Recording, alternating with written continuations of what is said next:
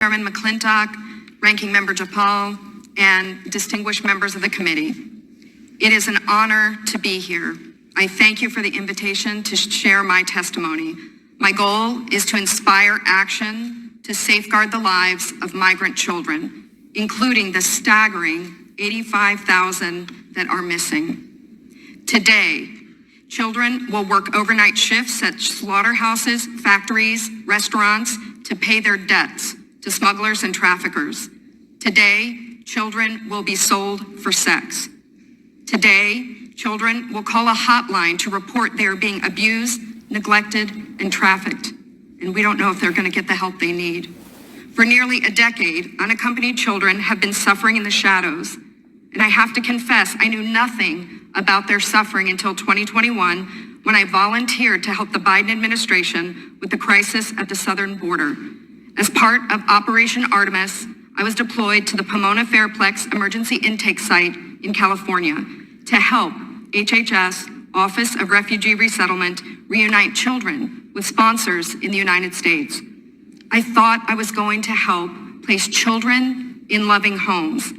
Instead, I discovered that children are being trafficked through a sophisticated network that begins with recruiting in home country, smuggling to the US border, and ends when ORR delivers a child to a sponsor. Some sponsors are criminals and traffickers and members of transnational criminal organizations. Some sponsors view children as commodities and assets to be used for earning income. This is why we are witnessing an explosion of labor trafficking. Now, whether it's intentional or not, it could be argued that the United States government has become the middleman in a large-scale, multi-billion-dollar child trafficking operation that is run by bad actors seeking to profit off of the lives of children. As for me, my interest is the safety of the children. I do not view this as a political issue. I view this as a humanitarian issue. I assure you, my motives are the highest and best. I want the children protected. So I want to tell you some of what I witnessed personally at the Pomona Fairplex. I saw vulnerable indigenous children from Guatemala who speak Mayan dialects and cannot speak Spanish. That means they cannot ask for help in English. They cannot ask for help in Spanish. They become captives of their sponsors.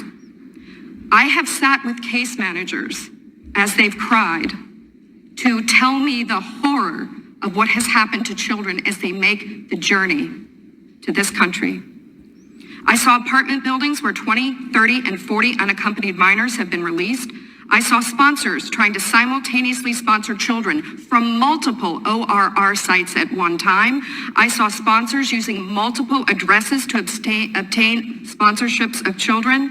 And I saw numerous cases of children in debt bondage, and the child knew they had to stay with the sponsor until the debt was paid. Realizing that we were not offering the children the American dream, but instead putting them in modern day slavery with wicked overlords was a terrible revelation. A terrible revelation. These children are a captive victim population with no access to law enforcement or knowledge of their rights. They are extorted, abused, neglected.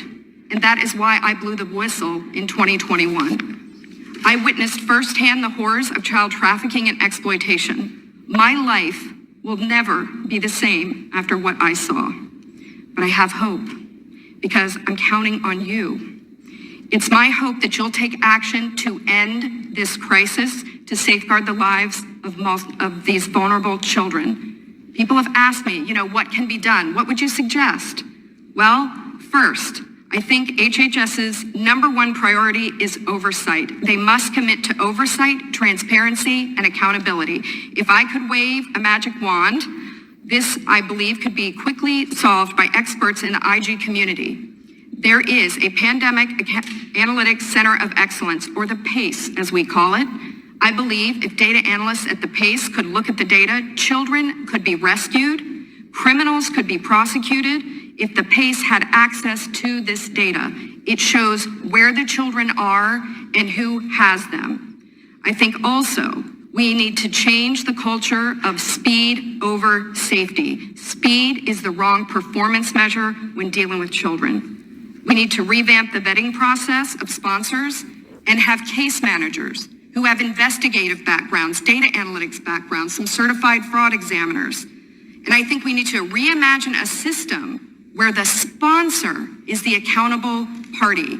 Sponsors should be required to report to ORR. And lastly, stop retaliating against whistleblowers. Stop retaliating against the people who are trying to tell the truth to save the children. As it is written, a wise man listens to advice, while a fool continues in his folly, and HHS needs to be wise to care for these children. Thank you very much.